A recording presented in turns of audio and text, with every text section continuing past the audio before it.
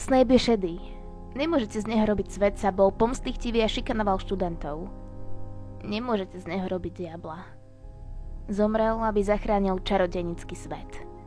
Čaute, moje meno je Miška, ja vás vítam pri tomto videu, kde budete počuť iba môj zvodný hlások a my si povieme niekoľko faktov o Severusovi Snapeovi, nie takých tých mainstream, snažila som sa pátrať po veciach, z ktorých som bola prekvapená a ja, to je Snape jednou z mojich obľúbených postav, takže pevne dúfam, že si toto video užijete a ak tu bude dosť lajkov, tak myslím, že môžeme urobiť aj o ďalšej postave z Harryho Pottera nejaké takéto neznáme fakty, každopádne poďme na to. Prvý fakt. Snape ako jediný dokázal vyčarovať Patronus. Severus Snape ako súčasť nestabilnej a pravdepodobne veľmi hrubej rodiny. Neustály terč šikanovania prepadol temnej mágii vo veľmi skorom veku. Čo ho okamžite postavilo proti Lily, ktorá bola absolútne proti používaniu čiernej mágie. Na začiatku prvej čarodejníckej vojny sa pridal podobne ako veľa Slytherinčanov za stranu Lorda Voldemorta. Dementori a ďalšie temné bytosti sa taktiež pridali k Voldemortovi, a to v obidvoch vojnách. Temnota, ktorá z nich vyžarovala, znemožnila smrťožrútom vyčarovať Patronusa. Ako je teda možné, že Snapeovi sa to podarilo? Jeho obrovský priestor pre lásku bol silnejší ako temná sila, ktorá by mu Patronusa vyčarovať neumožnila. Jeho spomienky na to, ako vyrastal z Lily, dokázali Severusovi priniesť jediné práve šťastie. A teda bol schopný Patronusa vyčarovať. Druhý fakt. Vymyslel množstvo zaklínadiel, keď bol ešte študentom. Veľa fanúšikov Harryho Pottera vie, že Snape vymyslel kúzlo Sectum Sempra, ktoré použil Harry proti drakovi. Avšak je tu množstvo kúzel, ktoré Snape vymyslel.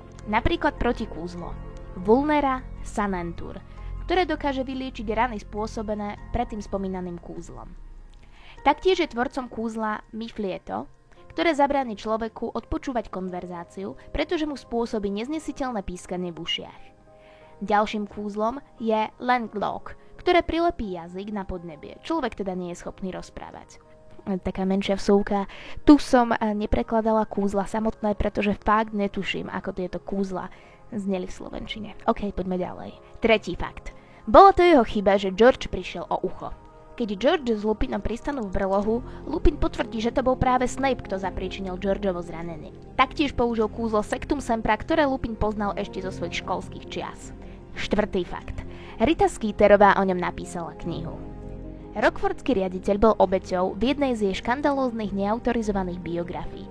Ako Život a lži Albusa Dumbledora, Rita bola taktiež autorkou knihy Snape, darebák alebo svetec. Piatý fakt. Dokázal lietať bez metly. Lietanie bez metly bolo považované za niečo nemožné a teda je považované aj za niečo temné. Okrem Voldemorta bol jediným človekom, ktorý to dokázal, Severus Snape. Obaja sa dokázali obklopiť čiernym dymom a zatiaľ čo boli vo vzduchu, dokázali stále používať kúzla. Je možné, že Snape'a to naučil práve Voldemort. Šiestý fakt. Bol najmladší vedúci fakulty a tiež aj najmladší riaditeľ. Snape sa mnohokrát uchádzal o miesto profesora obrany proti čiernej mágii, avšak Dumbledore mu ho odmietol dať. Mohlo by sa zdať, že kvôli jeho temnej minulosti, no pravda je niekde úplne inde. Skutočným dôvodom bol Tom Riddle, a.k.a. Lord Voldemort, ktorý toto miesto, potom ako ho Dumbledore odmietol, preklial. Snape teda nastúpil ako profesor vo veku 21 rokov, učil elixíry a tiež sa stal hlavou Slytherinu. 16 rokov na to sa stal najmladším riaditeľom Rockfortu.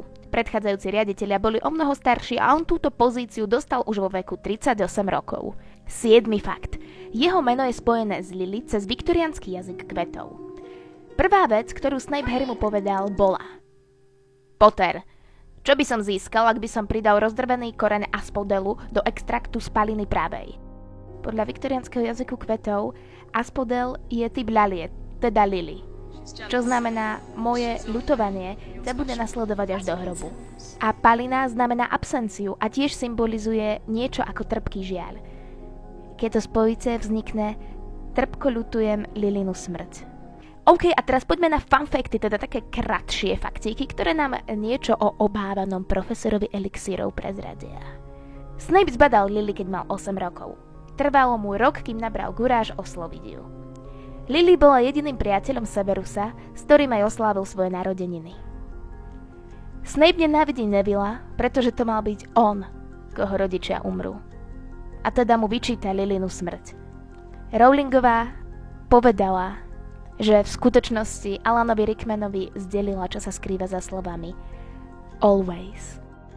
Dumbledore dovolil byť Snapeovi takým zlým, lebo veril, že zlý profesor je jedna zo životných lekcií, ktorou by si mal každý prejsť.